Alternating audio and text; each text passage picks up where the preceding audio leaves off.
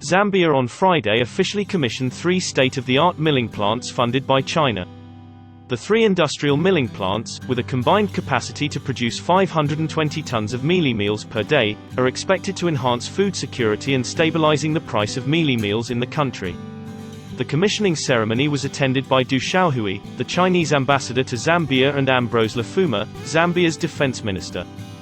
As an all-weather friend, China has always taken keen interest in supporting Zambia's agricultural development and food security in various forms as a priority area of its cooperation with Zambia.